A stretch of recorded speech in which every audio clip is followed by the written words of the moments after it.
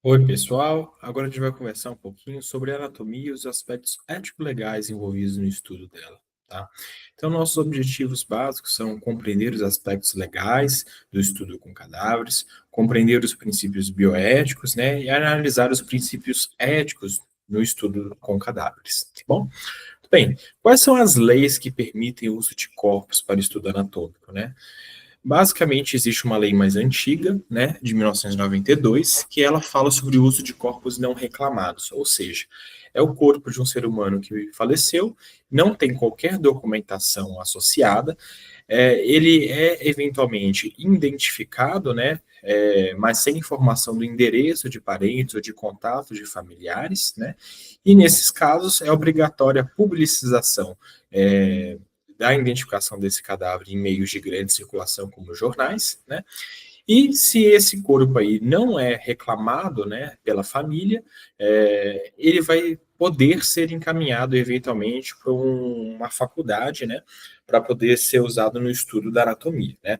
É lógico que é proibido aí nessa lei o uso do estudo desse corpo para estudo se ocorreu por morte violenta ou suspeita, né. Tem que ser constatada a causa da morte como uma morte, entre aspas, dita natural, tá bom? Muito bem. A segunda possibilidade, que é mais interessante e adequada do ponto de vista ético, né, é o Código Civil de 2002. Ele coloca lá, num artigo, a possibilidade de programas de doação de corpos, né? Ou seja, ele fala que é válida com objetivo científico ou altruístico a disposição gratuita do próprio corpo, no todo ou em parte, para depois da morte, né?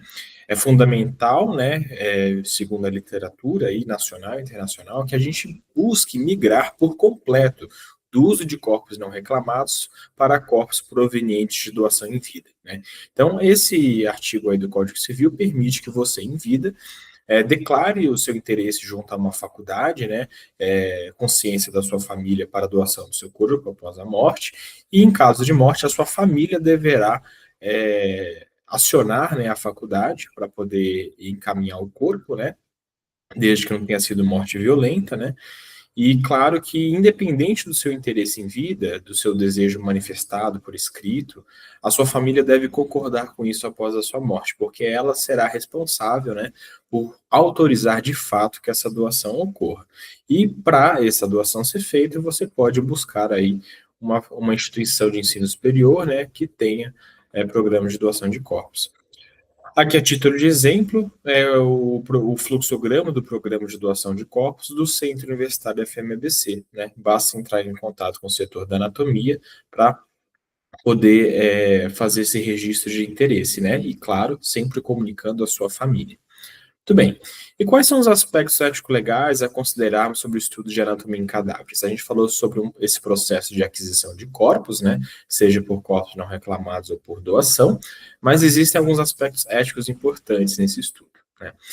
Então, primeiramente, existem os quatro princípios bioéticos básicos, né?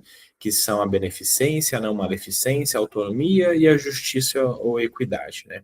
O que quer dizer isso? Beneficência é fazer o bem às pessoas, não maleficência é você não fazer o mal. Autonomia é você respeitar, né, as decisões das pessoas sobre a própria vida, né? Desde que essa decisão seja tomada de uma forma consciente, né?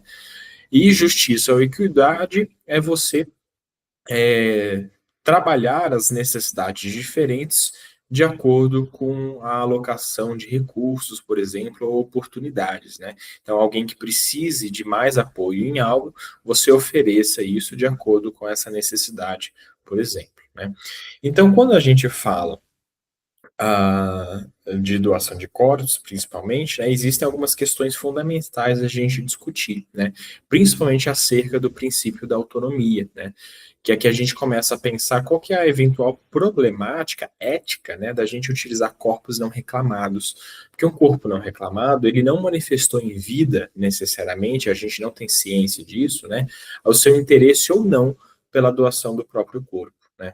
E se a gente usa corpos não reclamados, a gente pode estar ferindo esse princípio da autonomia de uma pessoa, que é um princípio válido mesmo após a morte, né? E quando a gente fala de programas de doação, que a doação é feita em vida e com a aval da família após a morte, né, a gente está respeitando muito mais a autonomia, né, que é garantir, portanto, que aquela pessoa tinha interesse, né, tinha esse desejo após a morte, né. Então, dentre desses princípios, a autonomia é o mais relevante para a gente discutir e entender a importância de doação de corpos. Muito bem.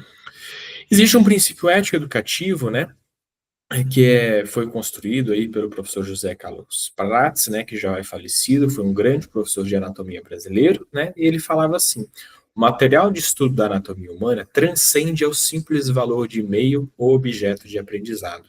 A atitude física, mental e verbal dos estudantes deve ser de sobriedade e compostura, manuseando as peças anatômicas com mais profundo sentimento de respeito e cuidado.